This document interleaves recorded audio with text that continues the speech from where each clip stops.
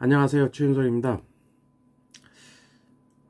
제가 출사표 아닌 출사표를 지금 찍게 되는데, 저는 조금 더 시간을 갖고 준비를 하면서 찍고 싶었는데, 의료 대란 때문에 어쩔 수 없이 이제 그 고소장에 관련된 동영상을 찍다 보니 이것을 올려야 되지 않을까라는 생각을 했습니다. 제가 이것을 이제 굉장히 오랫동안 망설인 상황인데, 그것은 왜 그랬냐면, 제가 느끼는 거는 사람은 살면서 주어진 일과 자기가 하고 싶은 일이 있습니다. 그리고 과거 젊었을 땐 제가 이제 하고 싶은 일을 하다 보니 잘 안 된 부분도 좀 있었고, 그래서 한 13년, 14년 전에 다시 이제 새로운 인생을 이제 시작하기 위해서 밑바닥서부터 이제 시작을 해갖고 올라왔습니다. 그러는 와중에 그때 이제 시작하게 된 게 이제 내가 하고 싶은 일을 그만두고 나한테 주어진 일을 해야 되겠다라는 이제 그런 생각을 갖고서 계속해서 이제 나한테 주어진 일 어떤 것인가를 놓고서 계속 고민을 하면서 하루하루를 살았던 것 같습니다. 그 결과 중간에 뭐 안 좋은 일도 있었고 좋은 일도 있었지만 좌우지간의 결론은 매우 행복한 그런 이제 삶을 살았다고 저는 생각을 합니다. 그런 와중에서 제가 이제 살면서 느끼고 왜 오늘 이걸 갖다 출사표를 쓰게 되는지를 이제 설명을 드리겠습니다.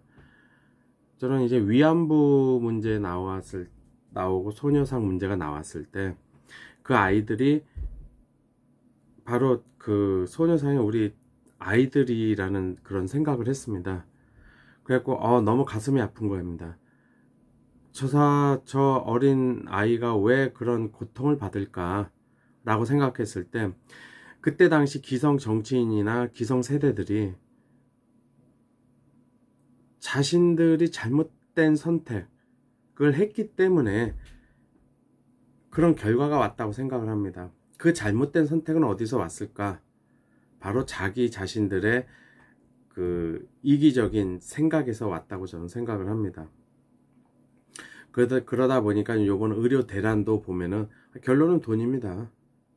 그런데 돈도 많이 버는 사람들이 왜 그런지 전 이해를 못 하겠어요. 그러면 그 이상의 것을 하는 것이고, 자기가 정말로 뭘 하고 싶었으면은 자기네들이 당을 만들고 국회에 나와갖고 법을 고쳐갖고 자기네들이 그만큼 하면 될 거 아닙니까? 그런 방법이 있는데 왜 자기들만의 독점적인 그런 그 특권을 갖고서 국가 시스템을 갖다가 붕괴시키는 그런 일을 하는지 저는 어이가 없습니다. 좌우지간에 그런 그 의료 대란 때문에 제가 한국방송통신대 법학과는 제가 이제 가고 졸업을 했고, 거기서 너무 많은 것을 느꼈습니다. 정말 나이 먹으신 분들이나 젊으신 분들이나 하려는 의지가 있는 그런 사람들이 많이 모여 있다는 거에 대해서 저는 깜짝 놀랐고, 그리고 이걸 준비하기 위해서 제가 이제 영상학과를 올해 또 이제 편입학을 이제 했습니다. 그래갖고 요걸 준비를 해서 SNS라든가 유튜브 뭐 이런 것들 해서 이제 좀 준비를 천천히 해서 진행을 하려고 생각을 했었던 차에 의료 대란 때문에 이렇게 또 얘기를 하게 됩니다. 좌우전에 그렇게 해서 우리 아이들의 모습이 이제 보이기 시작하니까 너무 미안한 거예요. 그리고 우리가 경제 발전을 이루기는 하였지만 이 정치하는 인간들을 보면 정말 뻔뻔합니다. 잘못했는데 그 잘못했다는 생각을 못하는 것 같습니다. 부끄러움이 없어요. 그러면서 정치 공작이니 뭐 어쩌고 저쩌고 헛소리를 하는데 정말 어이가 뺨을 때립니다. 그런 상황 하에서 우리 아이가 이제 중학교를 가게 됐습니다. 중학교니까 3년 요번에 대학교 3년이니까 한 10년 전쯤이네요. 그때 이제 중학교를 가는데 그 중학교에서 이제 숙제를 내준 겁니다. 입학할 때 그 이제 리포트를 하나 써라. 주제는 자유로. 그랬고 우리 아이하고서 이제 그 리포트를 이제 썼죠, 같이. 제가 쓴 건 아니고 아이가 이제 쓰는 걸 이제 안 써봤으니까 도와주게 됐죠. 그러다 보니까 얘가 이제 뭐 이것도 이제 생각을 해서 이제 좀 진행을 하다가 포기하고 뭐 잘 안 맞으니까 그런 과정을 몇 번 겪다가 한 게 이제 식민 지배 하에서 경제 발전을 이룩한 나라라고 해갖고 이제 아시아 사룡을 갖다가 이제 그 리포트로 썼습니다. 그래서 그때 이제 우리 아이가 저한테 준 숙제가 뭐냐면은 그 우리 아이의 이제 결론이 이제 숙제인데 이 아시아의 사룡이 독재가 있었다. 그리고 이 독재가 바로 성공의 열쇠였는데 그 성공의 열쇠는 독재로 인한 어떤 국가 정책의 연속성이 있었다는 거죠. 일정 기간 동안, 장기간에. 그러다 보니까 세모가 되든 네모가 되든 만들어졌다는 거죠. 그래서 싱가포르는 싱가포르대로 자기만의 이제 특성에 맞게끔, 홍콩은 홍콩, 대만은 또 대만대로, 한국은 특히 이제 재벌 중심의 이제 경제 발전한 거고, 대만 같은 경우는 이제 중소기업 위주의 이제 경제 발전을 이룩한 거죠. 이런 이제 경제 발전을 이룩했는데, 이 경제 발전을 이룩하는 데는 독재가 있었는데 이 독재가 이제는 없어졌어요. 근데 우리나라는 참 아까 말씀드렸다시피 정치인들이 국가나 국민에 대해서 전혀 관심이 없습니다. 자신들의 이익만을 추구하는 거지. 이 대한민국은 정치인에 의해서 발전된 게 없어요. 국민 스스로가 발전을 한 거지. 그래서 그때 이젠 제가 이젠 문제로 남은 게 뭐였냐. 그러면 독재가 없는 상황에서 어떻게 정책의 연속성을 가지고 갈 것이냐. 라는 이제 그런 이제 문제가 남았었던 거죠. 그걸 최근에 제가 이제 풀었어요. 어느 날 갑자기 이제 어떤 생각이 들었냐면, 정당의 목적은 거기에 이제 정권 획득을 위해서 모인 사람들입니다. 그러니까 정권 획득을 왜 얻어야 되는지에 대해서 언급이 없어요. 그러다 보니까 정권 획득을 위해서 수단과 방법을 가리지 않아요. 그리고 정권을 획득하면 아유 그냥 떵떵거리고 잘 먹고 잘 살려고 노력을 하죠. 국민은 또 없어요. 그때도. 그래서 대한민국 발전은 국민과 기업인들에 의해서 이루어진 것이다. 이렇게 생각을 하고 있습니다. 그래서 이걸 어떻게 하면은 그렇게 할 수 있을까 라고 이제 생각하던 와중에 떠오른 생각은 아까 말씀드린 대로 정당의 목적과 벗어난 어떤 정당을 만들면 어떨까. 이게 정당이라고 할 수 있을지 없을지 모르겠지만 정당의 목적처럼 권력 획득을 위해서 존재하는 게 아니라 우리의 그 후손들을 위해서 현재 가지고 있는 현재 상태, 이것을 어떻게 하면 가장 잘 운영을 해서 현재 사는 사람한테도 도움이 되고, 그 다음에 후세에 올 우리 아들과 딸들, 그 다음에 손자 손녀, 뭐 이렇게 증손자 증손녀까지 쭉 내려가겠죠. 이것들을 그들을 위해서 우리가 지금 어떤 한 결정을 해야 되는가 라는 걸 고민하는 사람들의 모임, 즉 국가와 국민의 발전을 위해서 모인 사람들의 집단. 저는 이제 이렇게 이제 규정을 하고 싶습니다. 그리고 제가 이제 만들고자 하는 거는 정당이든 아니든 근데 여기서 시민단체 성격은 아니에요. 왜? 시민단체는 할 수 있는 게 별로 없어요. 적극적으로. 그래서 저희는 정당의 성격, 저 생각은 정당의 성격을 갖고 대신에 정권 획득은 뭐 여가 하든 야가 하든 뭐 제3당이 하든 그건 상관이 없어요. 그냥 우리도 선거에 참여를 해요. 국회의원 선거도 대통령 선거도. 그래서 국회의원 선거는 우리는 과반 이상을 절대 후보를 내놓지 않자. 뭐 그런 거죠.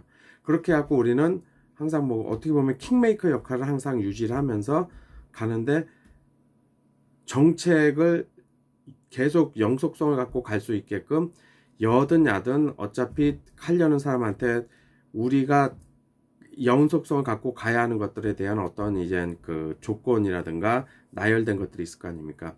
이런 것들을 같이 한다는 전제 하에서 그 사람들하고 연대라는 거죠.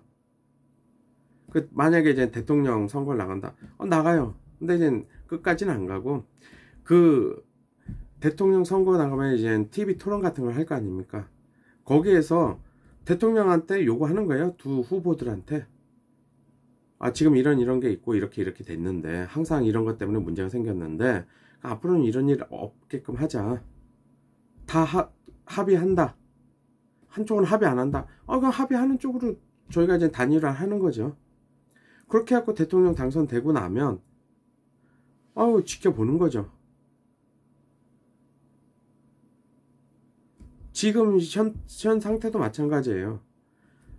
아니 누가 됐든 윤석열이 대통령이 됐든 대통령이 되기 전에 윤석열 씨가 대통령이 되든 이재명 씨가 대통령이 되든 그건 이제 별개의 문제라는 거죠. 그래서 대통령이 됐어요. 그러면 이분들한테는 인사권이라는 게 있어요. 왜? 이 거대한 조직을 운영을 하려면 모르는 사람하고 어떻게 운영을 합니까? 그래갖고 그 자리에 있는 사람들은 그냥 과거 정권의 반대파에 있었던 사람들은 그냥 물러나야 하는 게 저는 맞다고 생각을 합니다. 물러나고 그 자리에 앉히라고 해요. 그거 도와줘야죠, 처음에. 그리고 이 사람들이 앉히는 게 중요한 게 아니에요. 예를 들어서 윤석열 이제 대통령이 됐어요. 주변에 인맥이 누가 있겠어요? 다 검사지. 검사들 다 앉히라고 그래요. 그게 무슨 검사 독재입니까? 검사 독재 아니에요. 중요한 거는 그 사람들 앉아서 독재를 하느냐 안 하느냐예요. 그리고 그 사람들 그 자리에 앉아서 잘하느냐 못하느냐예요. 그래서 입법부가 국회가 그걸 감시를 하는 거 아닙니까? 그래갖고 국정감사 때 그걸 세세히 따져갖고 이 사람들이 잘했는지 못했는지 따지면 될 거 아닙니까? 그런데 앉는 것도 못하게 하고 지금 발목 잡기만 했는데 뭘 할 수 있겠어요? 그게 당신들한테는 이익이 될지 모르지만 국민한테는 절대 이득이 안 됩니다. 세모든 네모든 만들어줘야지 이루어질 텐데 못하게 발목만 잡고 맨날 싸우고 있고 해야 할 건 안 하고 그러면은 이루어질 수 있는 게 뭐가 있겠습니까? 그거와 같이 토론회에서 해서 하고 그 다음에 도와줘요. 그 경우에 따라서는 뭐 장관 자리도 저희 사람들이 가서 앉을 수도 있겠죠. 예. 그렇다고 했고 저희는 정권 잡은 사람들을 갖다가 이래라 저래라 하지 않고 우리는 그냥 처음에 합의된 거 그러니까 우리가 원하는 계속해서 영속성을 갖고서 가야 하는 이제 그런 이제 정책들 이런 것들만 저희는 케어를 하는 거죠.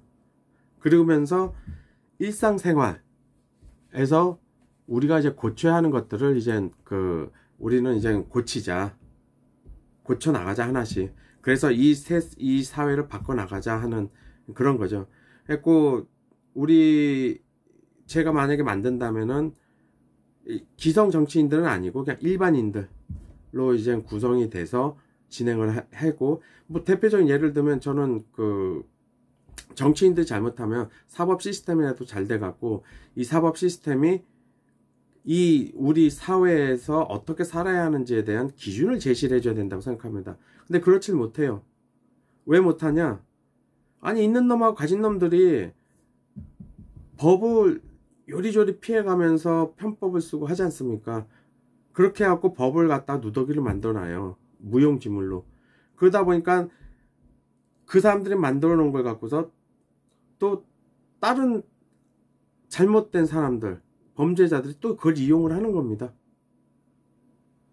그러니까 사법 시스템이 이라도 좀 제대로 갖춰졌어야 되는데 그렇지 못했다는 게 저는 이제 문제가 됩니다. 그래서 만약에 제가 그런 어떤 걸 진행을 하게 된다면 정치인들 그리고 사법 시스템을 고쳐야 된다고 생각합니다.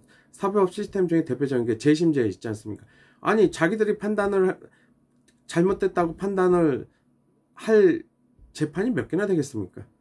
그래갖고 만약에 한다면 재심은 100% 시민 참여 재판으로 해야 되고 그 재심이 진행되는 것도 시민 참여 재판으로 해야 된다. 그리고 감히 국민이 판단을 하는데 법관이 그걸 뒤집을 수 있다? 저는 그래서는 안 된다고 생각합니다. 지금 법관이 또 하는 게 뭐냐면은 판결문에 근거를 제시 안 해도 된다는 조항이 있어요. 아니 정말 궁금해요. 왜 그렇게 했는지. 제가 방통대 법대에 편입학하게 된 이유 중에 하나도 교통사고 났는데 100대 빵으로 저한테 이제 그 과실이 이제 된 거예요. 근데 이거 보험 사기도 있고 그 다음에 말도 안 되는 걸 하는 거예요.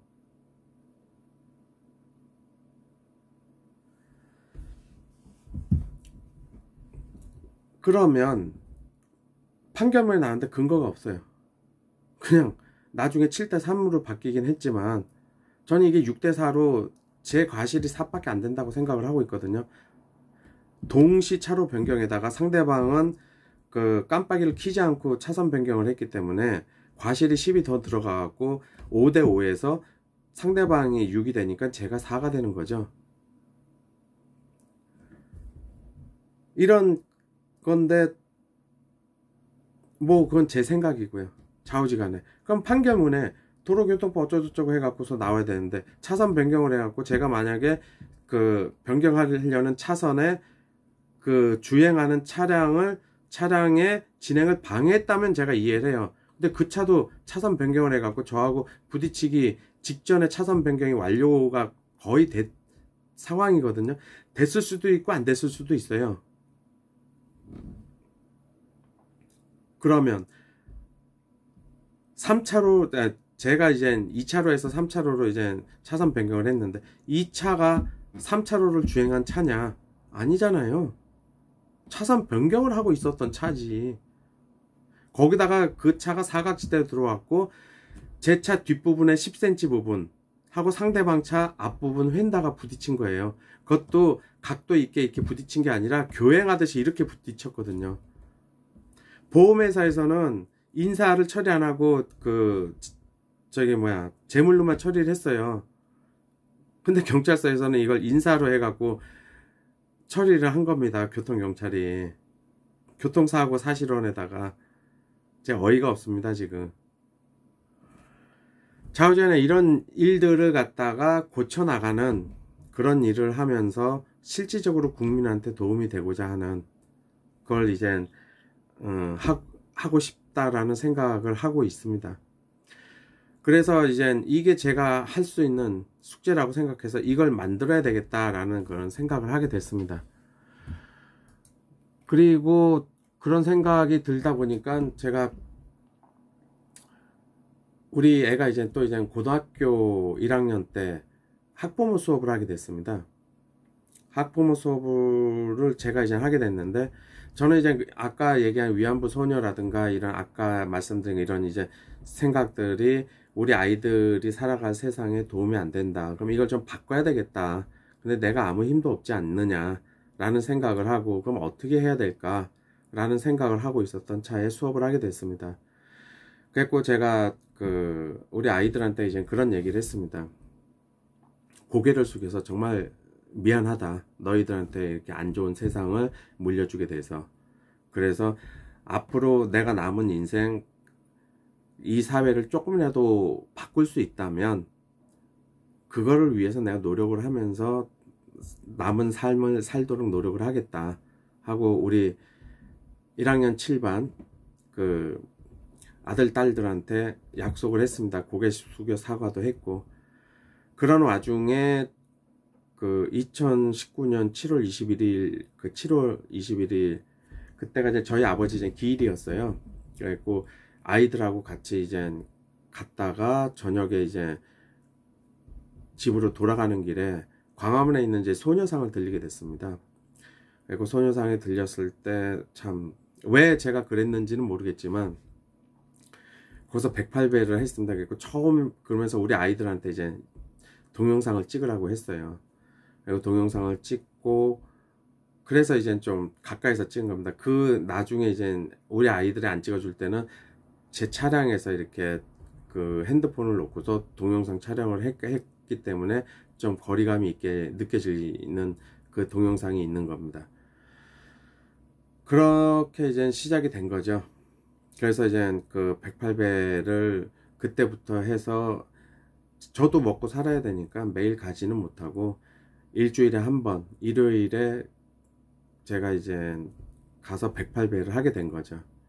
108배를 하고 이렇게 있는데 작은 아이가 이제 고등학교 때인데 어떤 얘기를 하다 그런 얘기가 나왔어요. 세상이 바뀌지 않는다. 그리고 야 세상은 바뀔 거야 그랬더니 세상이 바뀌어요? 안 바뀔걸요? 그러는 거예요. 그리고 제가 참 정말 또 한 번 부끄러웠습니다. 어른으로서.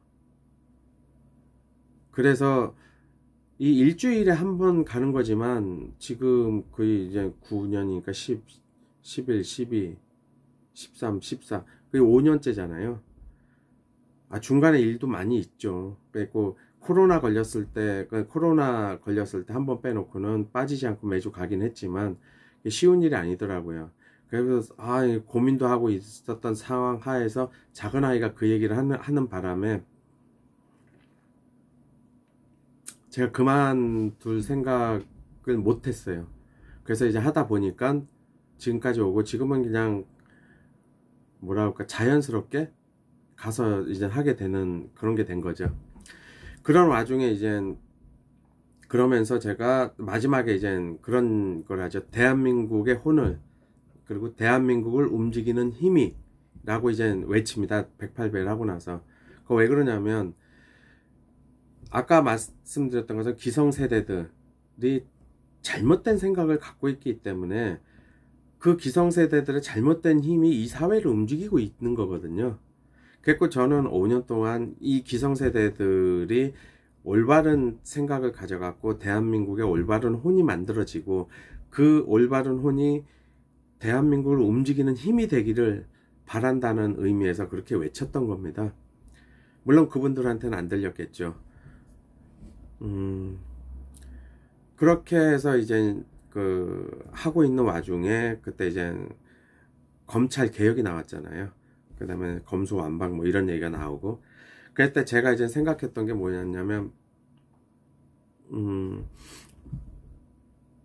저는 나가서 그렇게 이제 뭐 집회에 참여하고 하는 걸 할 수는 없었고 또 그 사람들 이쪽이든 저쪽이든 그 사람들의 동의를 안 했어요. 그래서 제가 66년생이니까 지금 58세 59세 이 정도 될 거예요. 언제부턴가 나이를 이제 세질 않았는데 뭐 좌우지간에 뭐 나이는 뭐 숫자에 불과하니 그래서 제가 이제 생각한 게 뭐냐면 이제 제가 근 60년 동안 살면서 맨날 검찰 개혁은 뭐 안 나왔 옛날부터 안 나왔겠어요. 60년대도 나오고 70년대도 나오고 80년대도 나오고 다 나왔어요. 그럴 때마다 나오는 얘기가 딱 하나예요. 귀결돼요. 하나로. 뭘로? 검찰은 권력의 시녀다. 권력의 시녀예요. 권력의. 왜 권력의 시녀일까? 인사권 때문에 그런 거 아니겠습니까? 그래서 제가 이젠 향식 윗만 바라보는 그런 이제 인사제도 말고 평검사들이 존경하는 사람을 갖다가 승진을 시켜주는 그런 이제 인사 제도를 도입을 하자.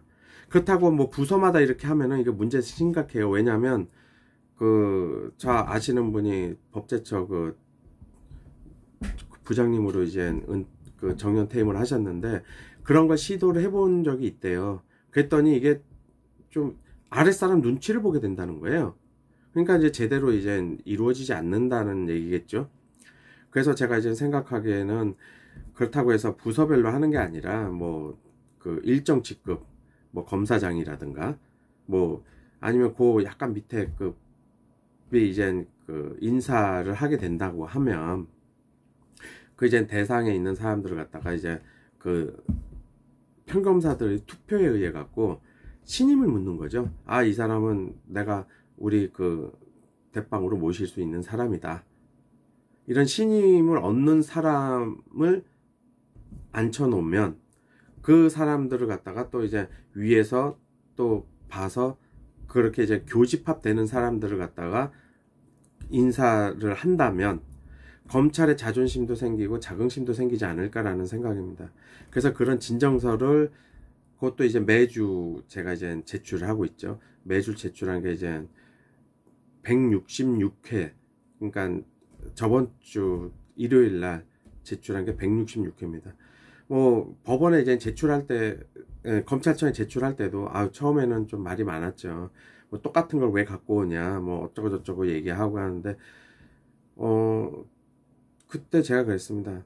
뭐라고 얘기했냐면 제가 할 수 있는 게 이것밖에 없습니다.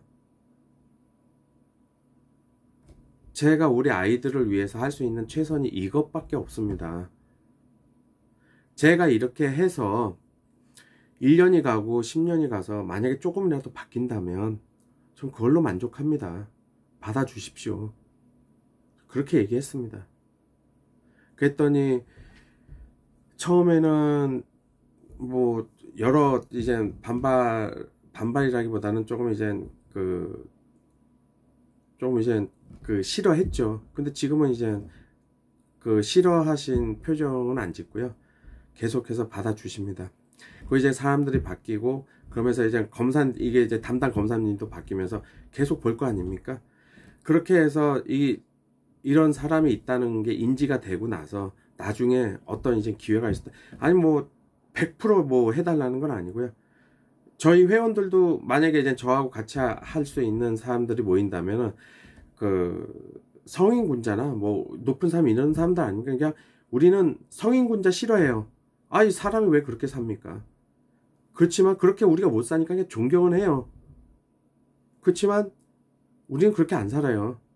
아니 뭐 조금 이제 제가 원하는 건 뭐 10가지가 있으면은 지금 만약에 2가지만 내가 이제 뭐 잘한다고 생각하면서 산다 그러면 한 가지만 더 해서 우리 이제 3가지 하고 5년 뒤에는 뭐 4가지 해갖고서 우리 이걸 높인다면 우리 사회가 전체적으로 모든 사람들이 그렇게 된다면 전체적으로 조금씩 나아지는 거 아니겠나 이런 생각을 합니다.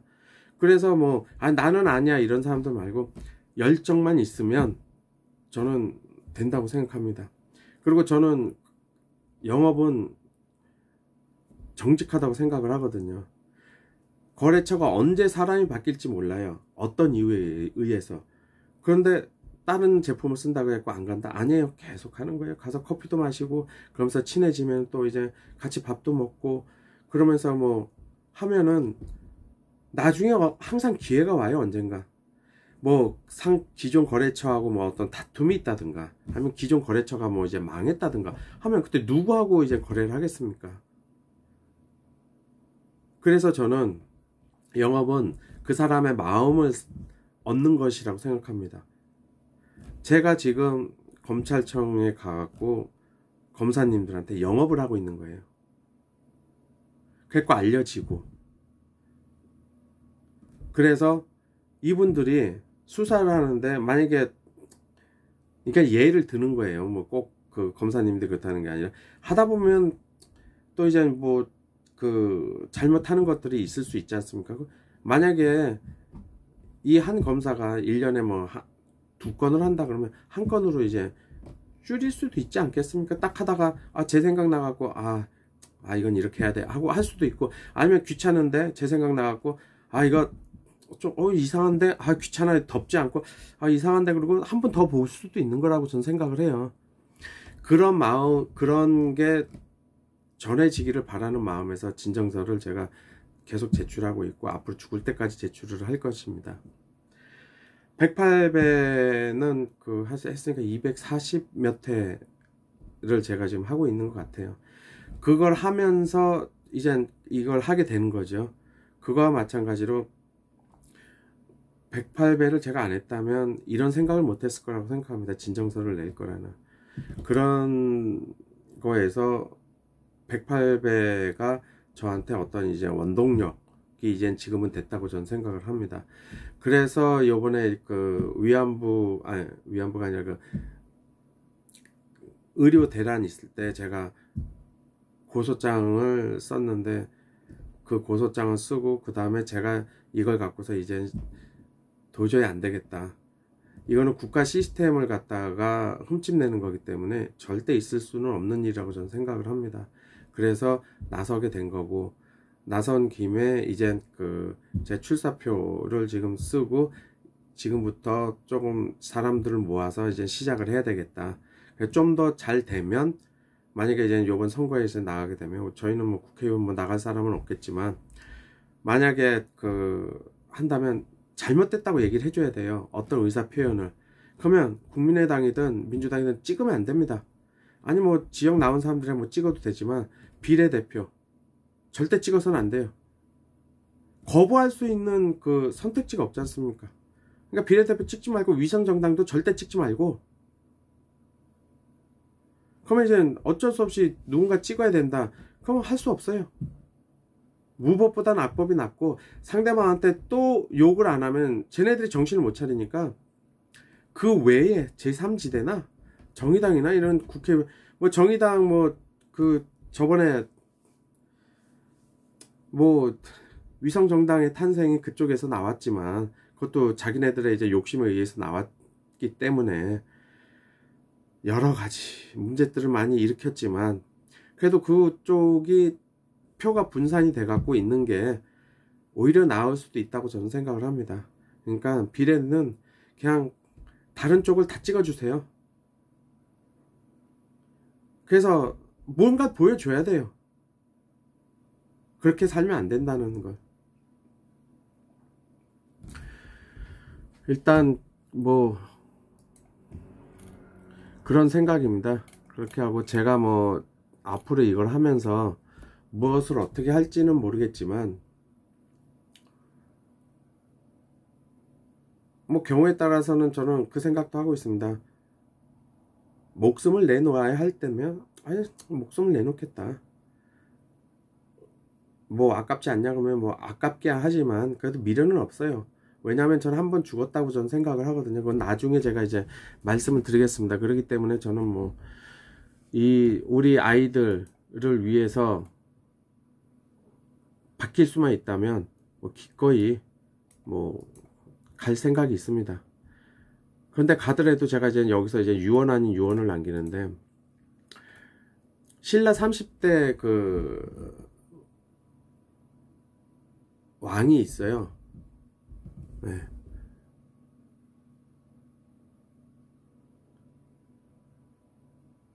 그분이 누구냐? 김춘수와 문희 사이에서 태어난 무열왕의 맏아들이신 분입니다. 이분이 통일신라를 이룩하셨고, 그래서 죽어서도 국가를 지킬 뜻을 가지셨었어요. 그래서 그분이 죽으면서 동해에 화장을 해달라고 해갖고, 그래서 동해에 큰 바위에 장사를 지냈는데 그게 바로 대왕암입니다.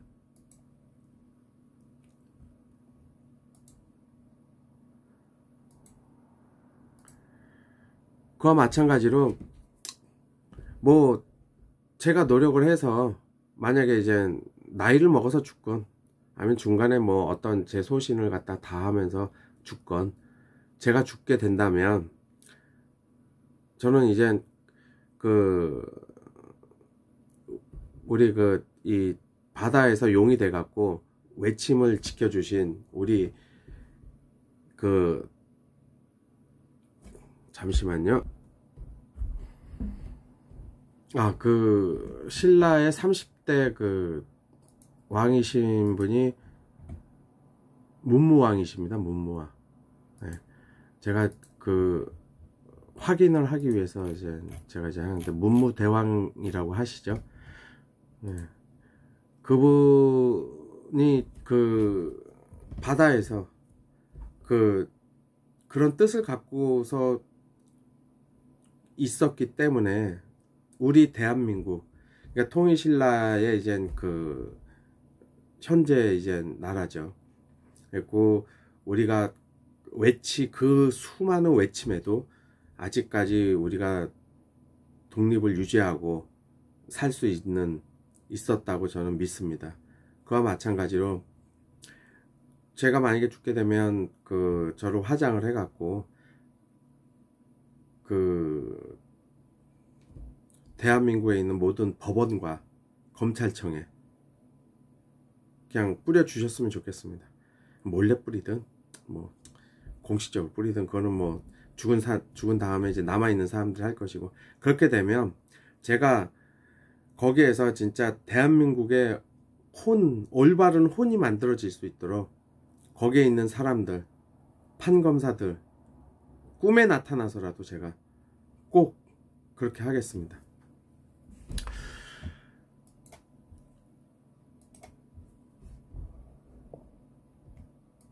그리고 왜 어른들이냐, 그리고 제가 소녀상에서 하면서 느낀 건데, 그 예를 제가 하나를 좀 들어드리겠습니다. 여기 보시면은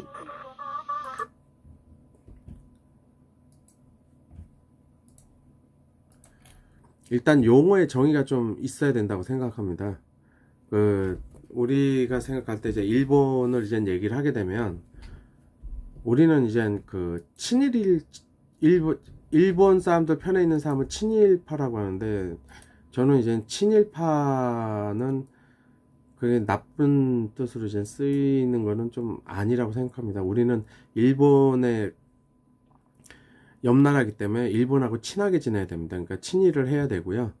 다만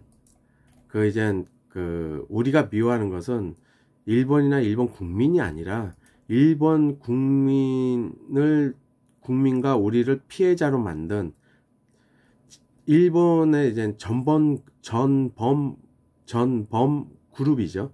그 다음에 극우 세력들, 전범 그룹이 거의 극우 세력이니까 이들에 의해서 일본 국민도 고생을 했고 침략 당한 우리도 고생을 한 겁니다. 그래서 만약에 제가 만약에 아까 말씀드린 당 아닌 당 같은 걸 만든다면 친일 외교를 할 겁니다. 근데 이 친일 외교는 일본 정부를 상대로 하는 게 아니에요. 일본 국민을 상대로 하는 거죠. 그래서 민간 외교를 강화하고, 그래서 일본 정계의 구구나 전범들의 후예가 발을 못 붙이게 하는 그런 외교 정책을 좀 쓸 겁니다. 또 그런 쪽에서 민간 외교를 갖다가 좀 활발히 하고, 일본 사람들을 우리 K-팝이라든가 K-문화권으로 매개로 해갖고 일본 사람들하고 친일을 많이 좀 해야 된다고 저는 생각을 합니다. 그런데 더 문제되는 거는 그런 사람들보다도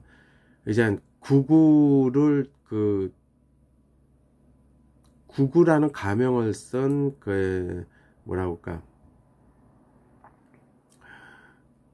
구구라는 가명을 쓴 매국노 정도로 생각을 해야 될까요?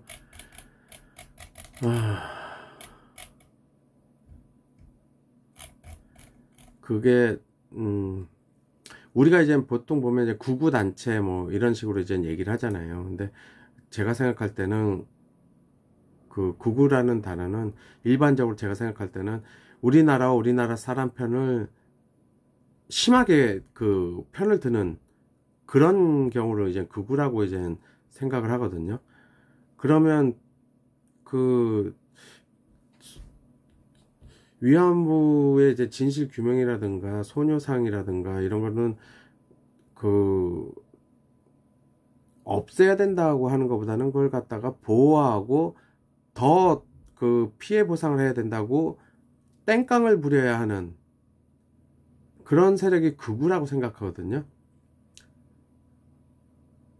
근데 우리나라에서 쓰는 극우는, 걔네들이 쓰는 극우는 뭐냐면 제 생각으로는 이들은 극우를 가장한 일본의 전범 집단과 일본의 극우 집단의 하수인이나 위장 일본인들, 그러니까 뭐 아닐까 하고 생각을 합니다.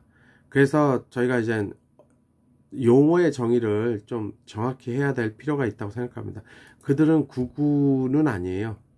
극우는 아니고 그냥 매국노, 뭐 좌우지간에 좀 더 생각을 해보겠습니다. 그건 어떤 단어를 쓸지. 근데 그 사람들이 뭐 돈이 안 되면 하겠습니까? 예, 돈이 되니까 다 하는 거예요. 그리고 진짜 그 과거에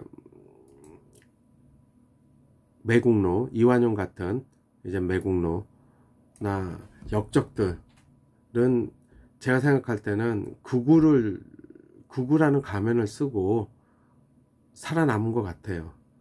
그러면서 이게 혼용이 되니까, 그러면서 더 그 앞에 나서서 이제 극우를 외쳤던 것 같다라는 생각을 합니다.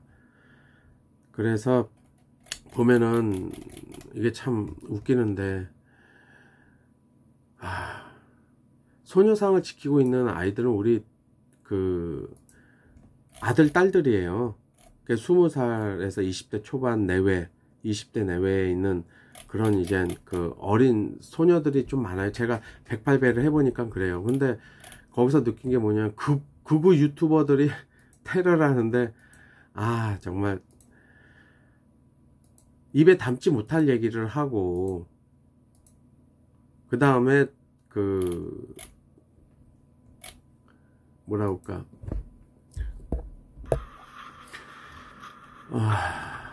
이게 제가 이제 사진을 하나 좀 보여드릴게요. 이게 어떤 거가 있냐면,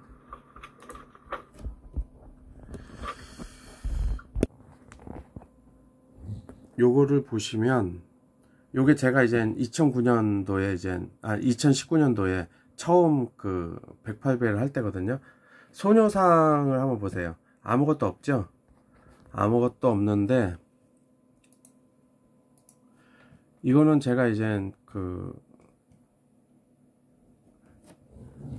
여기 이제 소녀상 주변에 보십시오. 주변에 바리케이트가 쳐져 있습니다. 저게 구구라고 하는 사람들이 와갖고서 저렇게 만들었어요.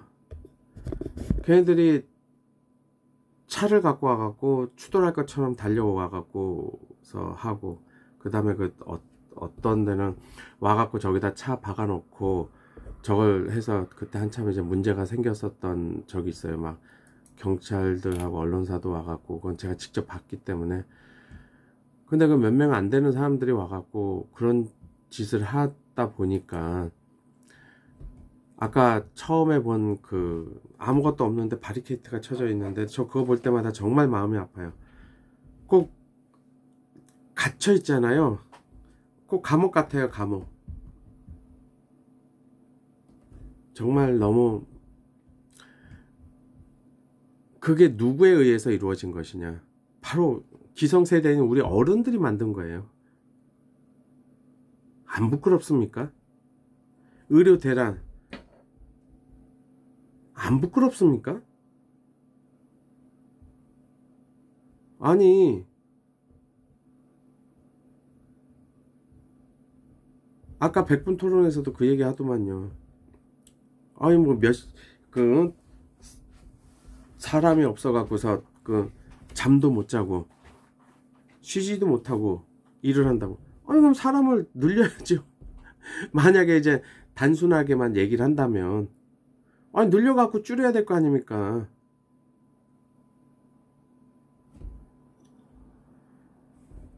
뭐 그런 거는 집회나 시위는 무한대로 하셔도 상관이 없습니다. 그러나 파업은 절대 있을 수는 없는 일입니다. 이건 파업도 아니고 완전히 그냥 공갈 협박이잖아요. 그럼 다음번엔 뭘 하려고요? 의료수가 더블로 올려달라고요? 건강보험 재정 바닥나면 국가 예산으로 메꿔주고, 그럼 다른 쪽에 있는 사람들, 전장현 있지 않습니까? 아니, 국가 예산 다 동원해갖고 정장현 사람들, 힘든 사람들 편하게 다닐 수 있게 다 해줘야 될 거 아닙니까? 아니, 뭐, 그런 사람들한테 뭐, 기사 딸린 자가용 하나씩 딱 붙여주면 되지, 뭐. 그러면 무슨 얘기를 하겠습니까? 그 사람들이.